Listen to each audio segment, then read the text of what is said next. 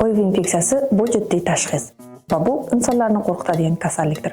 Afsuski, bugungi kunda HIV infeksiyasi bilan yashovchi shaxslarga nisbatan stigma va diskriminatsiya kabi tendensiyalar mavjud. Stigma bu insonlarning HIV infeksiyali shaxslarga umuman jamiyatdagi mavjud bo'lgan salbiy fikrlar va tushunchalarni o'zi jamlagan qarashlar mazmunini bildiradi. HIV infeksiyasi bilan kasallanish bu avvalda 21-asr vabosi kabi tushunchalarga ega bo'lganligi uchun insonlarda bu qo'rqinchli tushuncha beradi. HIV infeksiyasi bilan yashovchi, dispanser nazoratida turgan va virusga qarshi dori vositalarini o'z mas'uliyati bilan his qilib ichadigan shaxslar hamda vaqtida tibbiy ko'rikdan o'tadigan shaxslarni biz jamiyat uchun xavfsiz deb to'laqonli ayta olamiz.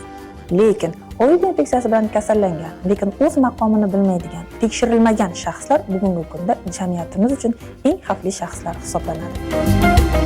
Shuning uchun har bir fuqaro o'zini bir yilda bir marotaba HIV infeksiyasiga tekshirib turishi tavsiya etiladi.